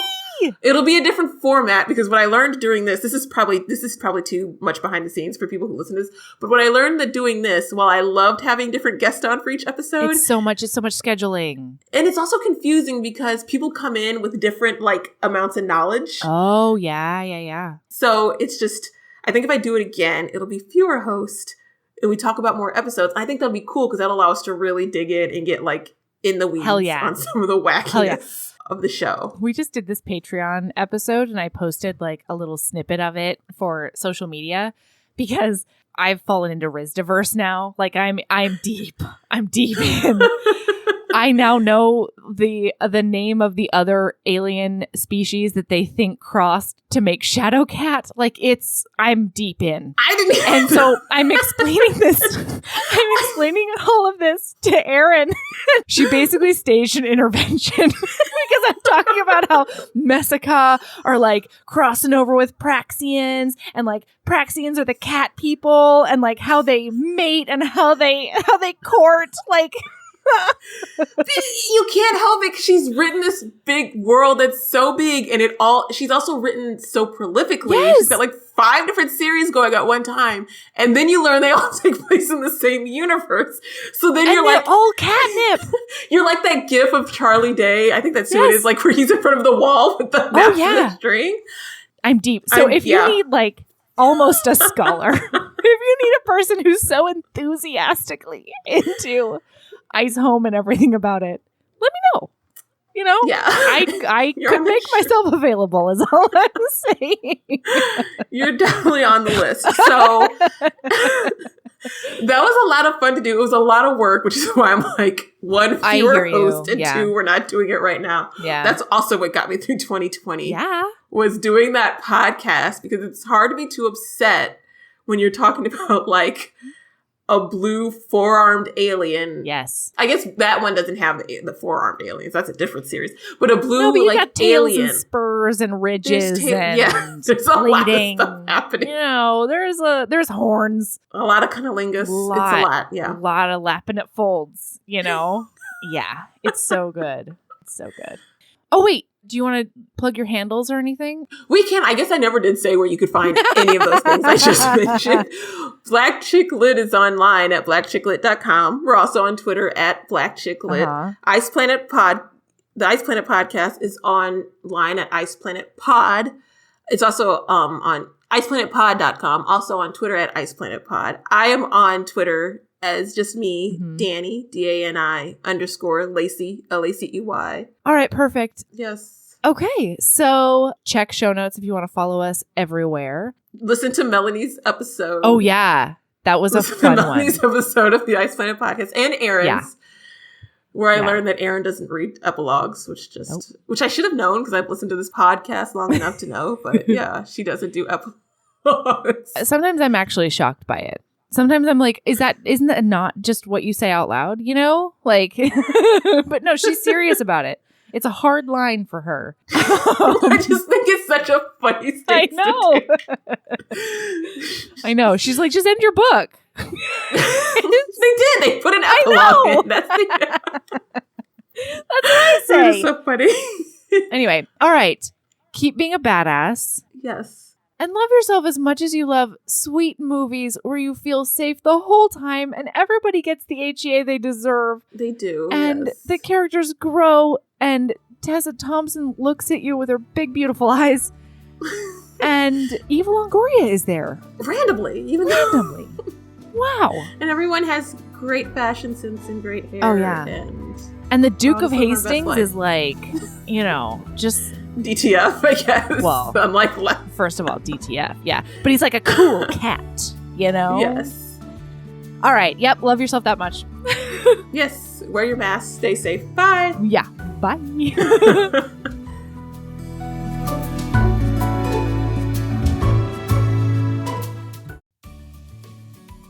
Hey, you. Yes, listener, you. Are you loving the show? If so, please leave a rating and review in your podcast app. The 90 seconds you take to say something nice not only helps new people find the show, but it makes me super smile over at HBHQ. Also, I've had a few people ask, and the answer is yes. We are still doing the 5-star bribe. If you leave us a review with 5 stars, then we'll do whatever book you want. We're real deep into the list, though, so it might be a while. Lilas! Okay, back to the show.